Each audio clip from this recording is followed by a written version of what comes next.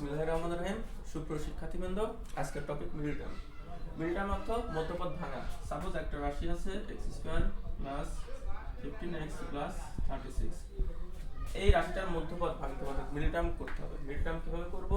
আমরা প্রথম পদ আর শেষ পদ সবসময় গুণ করব। গুণ করলে হবে 36x²। এটা হচ্ছে এক নাম্বার ধাপ। দুই নাম্বার ধাপ, চিহ্ন। প্রথমটা চিহ্ন প্লাস, দ্বিতীয়টা শেষটা চিহ্ন প্লাস। প্লাস প্লাসে প্লাস, অর্থাৎ এই যে চিহ্ন, এই চিহ্নের উপর হিসাব করে আমরা মাঝের পদ ভাঙবো। অর্থাৎ যেহেতু প্লাস হয়েছে, এই 15x আমরা যোগ করে বুঝাবো। কি করে বুঝাবো? যোগ করে। তিন নাম্বার ধাপ হচ্ছে কমন, অর্থাৎ এক মিডল টার্ম করতে গেলে তিনটা ধাপ মাথায় রাখবা। প্রথম ধাপ, প্রথম পদ শেষ পদ গুণ, গুণ করে যা হবে সেটা হিসাব করতে হবে। এবং প্রথম পদ এবং শেষ পদের চিহ্ন, এটা প্লাস, এটাও প্লাস, প্লাস প্লাসে প্লাস। সুতরাং আমরা এই 15x টা যোগ করে বুঝাবো। কিভাবে? যে 36 এর গুণনীয়ক হিসাব করব। 36 এর গুণনীয়ক 36 করতে 36, 18 কে গুণ 36, 3 12 36, 4 গুণ 36।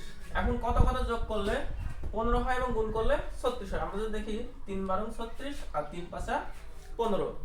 সুতরাং আমরা যদি ভাঙি, এই 15x কে এভাবে ভাঙবো 12x + 3x + 36।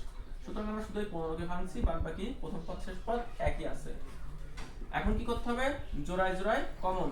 কমন চাই, দেখো এই দুটার মধ্যে x, x কমন গুলো থাকে এখানে x + 12। এই দুটার মধ্যে কমন চাই হচ্ছে 3, 3 কমন গুলো থাকে x + 12। এই কমনের মধ্যে আবার জোড়া এইটা কমন যায়, অর্থাৎ এই যে পদটা x + 12, x + 12 সবসময় এই দুটো একই থাকবে। x + 12 কমন যায় থাকে x + 3। এটা অ্যানসার। আশা করি তোমরা সবাই বুঝতে পারছো।